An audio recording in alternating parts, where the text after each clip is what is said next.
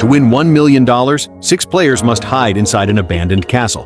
If they can survive a 1-hour search by the hunter, they'll walk away with the $1 million prize. Player 1, Marcus, plans to hide in a deep pit full of gravel. To do this, he custom-made a brick ghillie suit in advance. After putting on the ghillie suit and lying down, he instantly blends perfectly with the surrounding gravel. As long as the hunter doesn't step on him, he will never be discovered.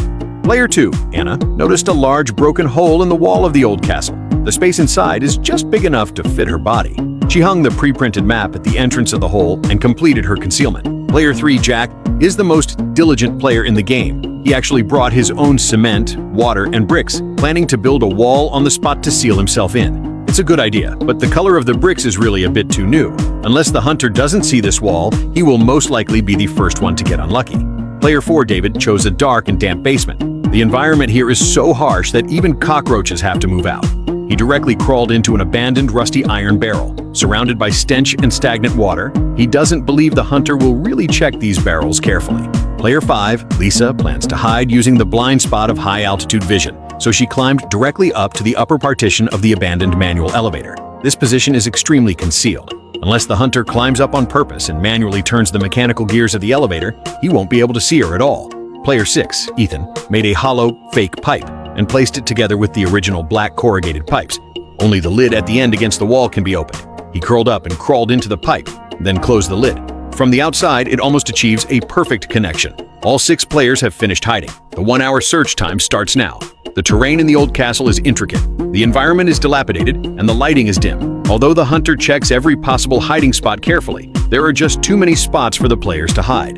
The first place the hunter passed was Anna's hiding spot, but there are so many such maps in the old castle that it naturally didn't arouse the hunter's suspicion. Next, he passed Marcus, who was camouflaged in the gravel pile.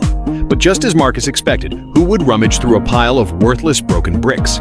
Soon after, the hunter came to Ethan's area. His intuition told him that someone might be hiding here. His eyes turned to the 4 corrugated pipes, but he kicked the pipe next to Ethan and found it was solid. Then he moved the leftmost corrugated pipe and found no abnormalities. When he moved the pipe where Ethan was hiding, the person inside made up for the weight of the hollow pipe, dispelling the hunter's suspicion. To save energy, the hunter chose to look for other spots first. Ethan was grateful for his good luck. The hunter didn't kick his pipe.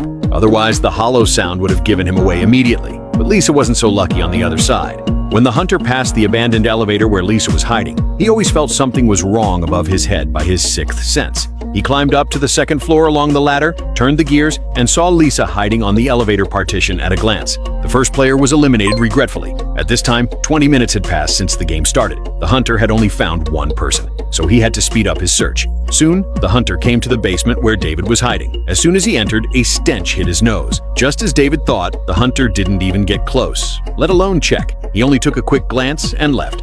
Every corridor in the old castle is very similar, and the hunter didn't even know where he was. Wandering around, he came to Jack's spot and noticed something was wrong at a glance. In a centuries-old dilapidated castle, a brand new red brick wall suddenly appeared. It was simply an insult to the hunter's intelligence. Without any suspense, before the cement was dry, Jack was pulled out. Half the time had passed, and the hunter started to focus on searching the places he had ignored. As time ticked by, he checked every suspicious spot carefully. When he returned to the wall where Anna was hiding again, he didn't just look with his eyes this time. He reached out to check and finally found the hole behind the map.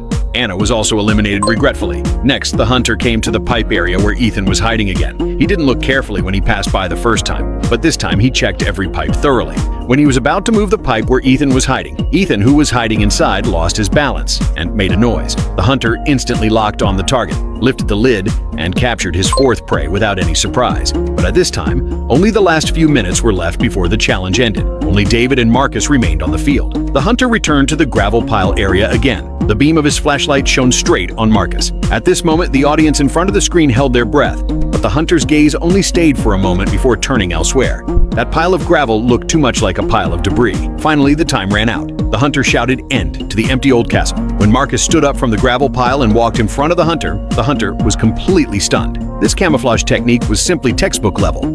On the other side, David, who had endured the stench in the iron barrel for an hour, also successfully held on until the end. It has to be said that the ideas for this hide-and-seek game are so wild that you couldn't come up with them without 20 years of brain fog. If you were to challenge it, how many minutes could you last?